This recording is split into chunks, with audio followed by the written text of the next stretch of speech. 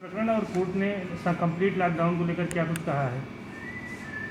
Quarantine centres और अस्पताल में कोविड-19 के संबंध में मैंने एक जनहित याचिका माननीय इलाहाबाद उच्च न्यायालय के समक्ष प्रस्तुत की थी, जिसमें सुनवाई की गई। तो माननीय न्यायमूर्तिगण ने कहा, कल ऑब्जर्व किया, उससे पहले भी कई बार सरकार का रोड मैप मांगा था कि आप क्या कर रहे हैं, इसको रोकने के लिए स्ट्रिक्ट उपायों के बारे में चर्चा हुई थी। लेकिन कल जो सरकार की तरफ से जवाब आया, उससे माननीय न्यायालय संतुष्ट नहीं हुई और उन्होंने कहा कि जो कोरोना का स्प्रेड है वो लगातार बढ़ता ही जा रहा है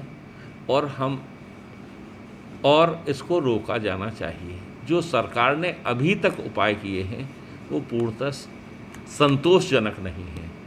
इसलिए अब माननीय न्यायालय को लगता है कि इसका अंतिम हल लॉकडाउन ही है।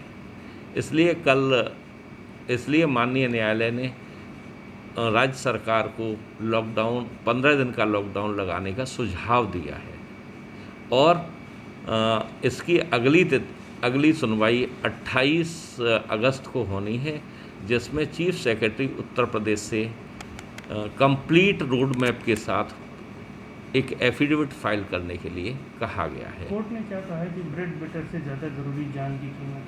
कोर्ट ने कहा कि आपने अनलॉक कर दिया, सारी चीज़ें जो फाइनेंशियल गतिविधियां हैं वो सब चला दी हैं, लेकिन लोगों की जान लगातार जा रही है और वो लगातार बढ़ती जा रही है। इसलिए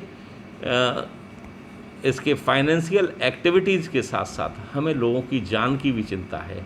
हमें लोगों की जान को सुरक्षित करने के लिए चाहे जो उपाय हों, जो करने पड़ेंगे, राज्य सरकार करे। क्या सवाल क्या किए हैं, किन बिंदुओं पर जवाब मांगा था? बिंदु एक तो यह है कि ये जो डिस्ट्रिक्ट अथॉरिटीज़ हैं वो अपने कोई सेंट्रल प्लान इनके पास नहीं है। जो डिस्ट्रिक्ट मजिस्ट्रेट को जैसा लगता है कि ये हो जाना चाहिए, ये उसको रोकने के लिए सक्षम है या ये प्लान ठीक है, वो अपने आप से लागू कर ले रहा है, लेकिन कोई सेंट्रल प्लान पूरे डिस्ट्रिक्ट्स के लिए नहीं है।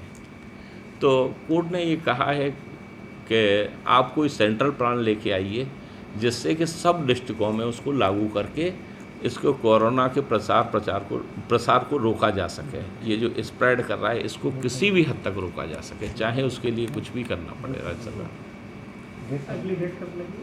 अगली डेट 28 अगस्त को लगी है और उस दिन चीफ सेक्रेटरी उत्तर प्रदेश सरकार से एफिडेविट मांगा गया है।